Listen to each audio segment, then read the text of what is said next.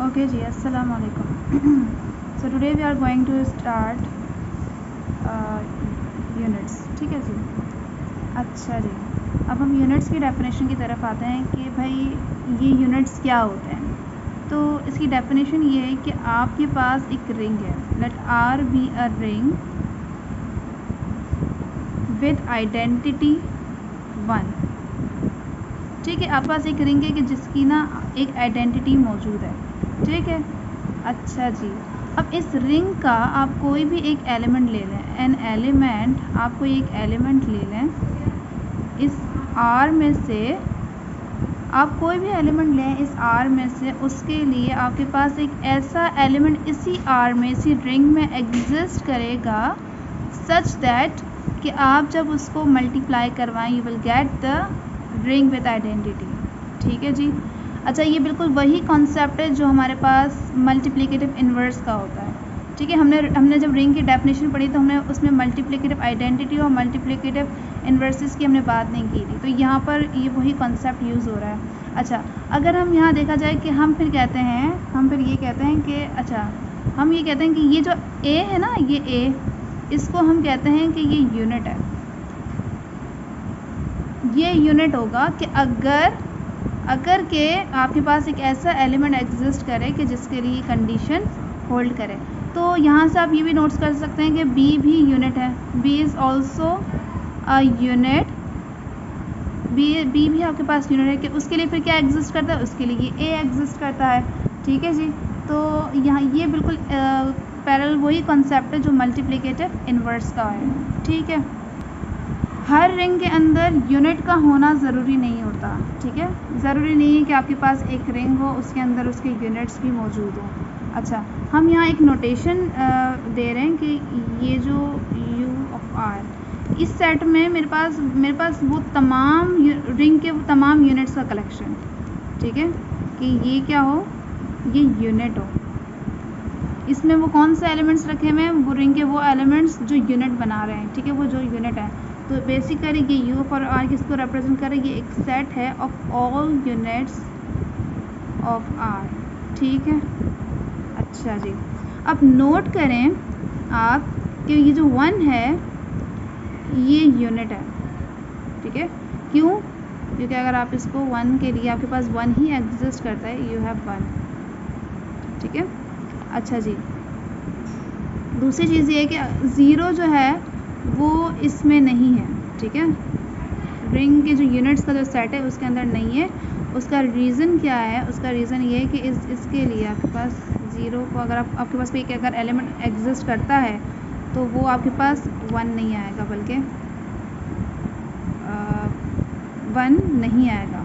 यानी जब आप इससे मल्टीप्लाई करवाएंगे यू विल हैव 0 जो कि 1 नहीं है. अच्छा सॉरी कि अगर कोई एक एग्जिस्ट करता है एलिमेंट उसी में ही, तो उसके लिए आपके पास जब आप मल्टीप्लाई करवाएंगे तो यू विल हैव 0. ठीक है, जो कि 1 नहीं है. ठीक, for any B from R. ठीक. अच्छा जी, ये दो एग्जांपल्स. अच्छा, अगर आपके पास ए जो है ये इसमें से है, ठीक है ना, तो इसके लिए जो आपके पास एलिमेंट एग्जिस्ट करेगा ना, जिसके लिए कंडीशन होल्ड करती हो, तो वो जो एलिमेंट होगा वो यूनिक होगा. ठीक है, तो हम ये कहेंगे कि ये जो बी जो है वो ए का क्या है, मल्टीप्लिकेटिव इन्वर्स है, और ए जो है वो बी का मल्टीप्लिकेटिव इन्वर्स. अगर बी ए का मल्टीप्लिकेटिव इन्वर्स यानी कि ए का इन्वर्स अगर बी है, ठीक है, तो हम ये भी कह सकते हैं कि बी का इन्वर्स ए है. क्लियरली हमें ये पता है कि अगर ए का इन्वर्स ले रहे हैं यू विल हैव ए. ठीक है जी. कैसे? ए इन्वर्स का इन्वर्स, ए का इन्वर्स जो है वो आपके पास क्या है, बी. बी का इन्वर्स आपके पास क्या है, वो ए है. ठीक है, तो ये कुछ बातें हैं. अच्छा जी, हमने ये देखा था ये जो मैट्रिक्स है ना, ये जो जिसकी एंट्रीज अगर आपके पास रियल नंबर है, तो हमने कहा था कि ये मैट्रिक्स रिंग विद आइडेंटिटी बनाते हैं. ठीक है ना, और उसकी आइडेंटिटी एक आइडेंटिटी मैट्रिक्स होता है. तो इसकी यूनिट्स के बारे में आप क्या बात करेंगे, यानी यूनिट्स के बारे में मेरे पास क्या होंगे, मेरे पास वो तमाम मैट्रिसेस होंगे जो कि इन्वर्टेबल हो, यानी कि वो ये सेट होगा. और इसका मतलब क्या है कि इसमें वो तमाम मैट्रिसेस आ जाते हैं जो इन्वर्टेबल हो, यानी वो मैट्रिसेस आ जाते हैं सच दैट कि ए इज़ इन्वर्टेबल, यानी कि ए इन्वर्स एग्जिस्ट करता है उसका, ठीक है। जब आप वो इन्वर्स एग्जिस्ट करेगा यू विल हैव आइडेंटिटी ना, यानी रिंग विद आइडेंटिटी आपके पास होगी, ठीक है जी। अच्छा जी, अगर आपके पास इंटीजर्स हैं, ठीक है ना, इंटीजर्स हैं वो रिंग बनाते हैं, इंटीजर्स रिंग बनाते हैं। इंटीजर्स के बारे में, वो इंटीजर्स रिंग विद आइडेंटिटी होते हैं। रिंग विद आइडेंटिटी का क्या मतलब है कि अगर आप कोई एलिमेंट इंटीजर से ले रहे हैं उसके लिए आपके पास एक ऐसा एलिमेंट एग्जिस्ट करे, उसके लिए जी आपके पास एक ऐसा एलिमेंट एग्जिस्ट करे कि, और वो क्या एग्जिस्ट करता है, 1 एग्जिस्ट करता है, या जब आप उससे मल्टीप्लाई करवाएं यू विल हैव ए, ठीक है ना। तो हमें ये पता है कि जो इंटीजर्स हैं उसकी जो ये रिंग बनाती है और ये रिंग विद आइडेंटिटी है, जो कि इसकी रिंग विद आइडेंटिटी क्या है, 1 है, ठीक है। 1 इसकी रिंग विद आइडेंटिटी है। अच्छा, तो अब मुझे ये बताएं कि जो यूनिट्स जो होंगे इसके वो क्या होंगे, ठीक है। इसके यूनिट्स क्या होंगे, इसके जो यूनिट्स में जो मेरे पास एलिमेंट्स आएंगे, यूनिट्स में आने के वो कौन से एलिमेंट्स होते हैं, इसमें वो एलिमेंट्स होंगे इंटीजर्स के जो यूनिट बनाते होंगे, जो क्या बनाते होंगे, यूनिट बनाते होंगे। तो इसमें मेरे पास कौन से एलिमेंट्स आएंगे भाई, इंटीजर्स वो कौन मतलब अगर आप कोई भी एक इंटीजर लेते हैं उसके लिए वो कौन सा एलिमेंट एग्जिस्ट करता है जो आपके पास यूनिट बनाए, उसमें मेरे पास यही एलिमेंट्स होंगे, ठीक है जी, यही एलिमेंट्स होंगे। अच्छा जी, भाई देखें ना, अगर आप कोई 1 इंटीजर में से ले रहे हो तो इसके लिए आपके पास इसकी आइडेंटिटी मेरे पास क्या है, रिंग विद आइडेंटिटी 1 आनी चाहिए ना। तो इसके लिए मेरे पास एक ऐसा एलिमेंट एग्जिस्ट करे कि आपके पास क्या मिल जाए, ये उसको मल्टीप्लाई करवाने से आपको 1 मिल जाए, वो 1 ही एग्जिस्ट करता है। -1 के लिए -1 एग्जिस्ट करता है। लेकिन अगर आपके पास 2 है इंटीजर लेट्स से, ठीक है, 2 आपके पास इंटीजर, 2 के लिए मेरे पास एक ऐसा एलिमेंट एग्जिस्ट करता है कि जब 2 को मैं उससे मल्टीप्लाई करवाऊँ कि वो 1 मिले, भाई वो फिर वो 1/2 होता है, लेकिन 1/2 आपके पास इंटीजर नहीं होता, ठीक है जी। तो इसलिए मेरे पास जो यूनिट्स होंगे इंटीजर्स के वो मेरे पास ये 2 ही एलिमेंट्स होंगे, ठीक। और जो जी, अच्छा जी, अब हमें ये जो रियल नंबर्स होते हैं ये रिंग विद आइडेंटिटी बनाते हैं, वो रिंग विद आइडेंटिटी बनाते हैं। अच्छा, इसके जो यूनिट्स होंगे ना वो तमाम रियल नंबर्स होंगे लेकिन एक्सेप्ट 0, ठीक है। इसी तरीके से रैशनल्स के लिए आपके पास तमाम रैशनल नंबर्स होंगे बट एक्सेप्ट 0। भाई 0 क्यों नहीं है, अगर आप फॉर एग्जांपल 0 लेते हैं आप कोई, ठीक है, रैशनल नंबर है, ठीक है, फॉर एग्जांपल या रियल नंबर है, चलिए रियल नंबर, अब 0 के लिए मेरे पास एक ऐसा एलिमेंट एग्जिस्ट करे कि वो आपके पास क्या आ जाए जी, वो 1 आ जाए, ठीक है। यानी वही बात ना, रिंग विद आइडेंटिटी आपके पास रियल नंबर्स की वो 1 है, तो मेरे पास वो 1/0, बट 1/0 इज़ नॉट अ, वो एक इनडिटर्मिनेट मतलब एक लार्ज नंबर है, ठीक है ना, तो वो नहीं होगा, तो एक्सेप्ट 0। इसी तरीके से अगर आप, अच्छा एक और एग्जांपल लेते हैं, बड़ी इंटरेस्टिंग सी एग्जांपल है कि इसके यूनिट्स क्या होंगे, Zn के। अच्छा, हमने इसके बारे में Zn के बारे में हमने क्या पढ़ा था, Zn के बारे में हमने ये पढ़ा था कि Zn जो है आपके पास ये रिंग है और ये रिंग विद आइडेंटिटी है। हमने ये पढ़ा था कि वो रिंग विद आइडेंटिटी है और उसकी आइडेंटिटी मेरे पास 1 है, सही है, यानी 1 की इक्विवेलेंस क्लास है। जब मैं 1 कह रही हूँ तो आप ये समझें कि मैं 1 की इक्विवेलेंस क्लास की बात कर रही हूँ, ठीक है। अच्छा, अब मेरे पास वो, अब इसमें कौन सा एलिमेंट्स होंगे, उसमें मेरे पास Zn यानी वो इक्विवेलेंस क्लास होंगी कि सच दैट, वो इक्विवेलेंस क्लासेस होंगी कि सॉरी चलें ठीक है, अगर मैं लिखने की कोई भी Zn से आ रहा है तो वो डेफिनेटली इक्विवेलेंस क्लास है। अच्छा, कि वो यूनिट बनाए, ठीक है। और यूनिट बनाने का मतलब क्या है कि अगर आप कोई भी एक एलिमेंट ले रहे हैं उसमें से Zn में से, ठीक है, तो उसके लिए एक ऐसी इक्विवेलेंस क्लास एग्जिस्ट करे जो आपके पास ये रिंग विद आइडेंटिटी मिल जाए, ठीक। तो अच्छा, हम ये कह रहे हैं कि जो इसमें Zn के जो यूनिट्स होंगे ना, मेरे पास वो इक्विवेलेंस क्लासेस होंगी कि जब उसकी, यानी उस एलिमेंट की, यानी उस ए की जो जीसीडी होगी, यानी वो इस n के साथ, वो अगर मेरे पास 1 आ जाए, ठीक है, वो 1 हो, जिसकी जीसीडी मेरे पास क्या हो, 1 हो। अच्छा, इसकी एक एग्ज़ाम्पल देखते हैं, ठीक है, इसकी हम एक एग्ज़ाम्पल देखते हैं। पहले इसका हम प्रूफ कर लेते हैं, फिर उसकी एक एग्ज़ाम्पल देख लेते हैं। ये चलें पहले एक एग्ज़ाम्पल देखते हैं। ये आपके पास एक Z6 है, ठीक है। अब हर Zn के लिए हमने देखी थी उसकी रिंग विद आइडेंटिटी, मेरे पास ये इक्विवेलेंस क्लास थी, ठीक है जी। अब Z6 में मेरे पास क्या है 0 की इक्विवेलेंस क्लास, 1 की इक्विवेलेंस क्लास, 2 3 4 5, ठीक है जी, यही है ना। Z6 का मतलब ये है।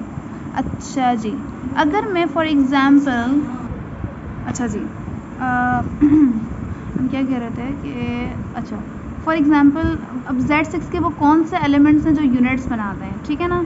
अगर फॉर एग्ज़ाम्पल मैं 0 लेती हूँ, ठीक है। अब 0 के लिए मेरे पास वो कौन सी इक्विवेलेंस क्लास एग्जिस्ट करती है कि जो मुझे ये मुझे रिंग विद आइडेंटिटी मुझे मिल जाए। तो 0 के लिए अगर 0 चेक कर दो, 0 होगी, 0 के 1 मतलब वो नहीं एग्जिस्ट करता, 0 तो आपके पास यूनिट नहीं बनाएगा, ठीक है। तो 0 यूनिट नहीं बनाएगा। अच्छा जी, अगर मैं 1 लेती हूँ, अगर मैं 1 लेती हूँ तो 1 के लिए मेरे पास कौन सी इक्विवेलेंस क्लास एग्जिस्ट करेगी कि जो मुझे रिंग विद आइडेंटिटी मिलेगी वो 1 ही एग्जिस्ट करेगा। इसका मतलब है कि जो अच्छा मैं यहाँ पे ना लिख लेती हूँ, अब यहाँ पे मैं चलें, यानी इसका मतलब 1 यूनिट बना रहा है, ठीक है। अब यहाँ पे मैं एलिमेंट्स लिख दूँगी इसके।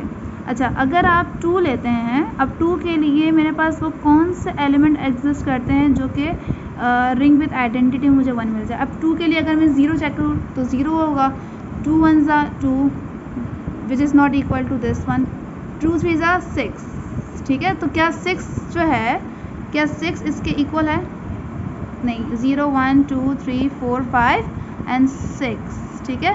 तो 6 तो आपके पास 1 के इक्वल नहीं है क्योंकि 6 बराबर है इसके, ठीक है जी, ये वाली बात तो है। तो 2 भी आपके पास नहीं बनाएगा। What about 3?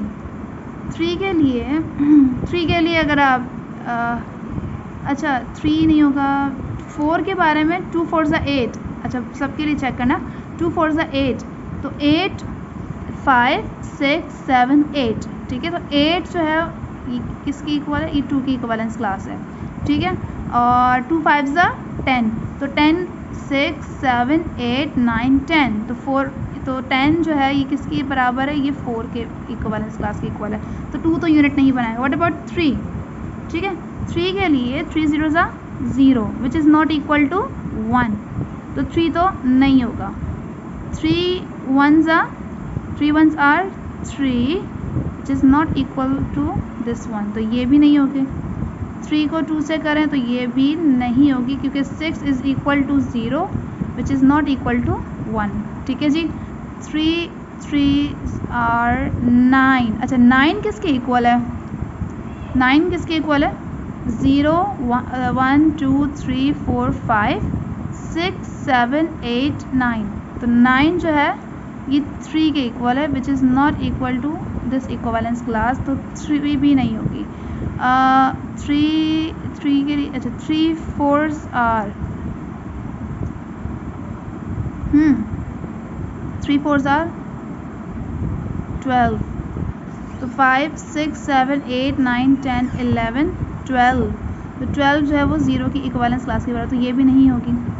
3 5s are 15, 5 6 7 8 6 7 8 9 10 11 12 13 14 15 which is equal to 15 की इक्विवेलेंस क्लास इसकी इक्वल है 3 की इक्विवेलेंस क्लास की इक्वल है, तो यानी कि ये भी यूनिट 3 भी यूनिट नहीं बना रहा, ठीक है जी, 3 भी यूनिट नहीं बना रहा। अच्छा जी, अगर आप 4 के लिए चेक करें तो क्या 4 बनाएगी? 4 इस है 4 1 4 0, 4 1 4, तो 4 भी नहीं होगा। 4 2 8 6 7 8 नहीं, 4 3 12 5 6 7 8 9 10 11 12 नहीं। अच्छा जी, 4 5 20, 5 6 7 8 9 10 11 12 13 14 15 16 17 18 19 20, तो 4 भी आपके पास यूनिट नहीं बनाएगा। What about 5? 5 को अगर मैं 0 से मल्टीप्लाई करवाऊँ आई विल हैव 0, ठीक है, तो ये 1 की इक्वल नहीं है। अच्छा 5 2s are 10, ठीक है, सॉरी 5 1 5, तो वो भी नहीं होगी, तो 5 2 10, 10 किसके इक्वल है? 5 6 7 8 9 10, ठीक है, तो ये इक्वल है आपके पास 4 के, तो ये नहीं होगी, ठीक है जी, 4 के इक्वल नहीं होगी। अच्छा जी, 5 3s are 15, ठीक। 5 6 7 8 9 10 11 12 13 14 15 5 6 7 8 9 10 11 12 13 14 15 तो ये भी नहीं हो रहा। अच्छा जी, 5 4s are 20 5 6 7 8 9 10 11 12 13 14 15 16 17 18 19 20 20 ये आ रहा है तो 20 नहीं होगा।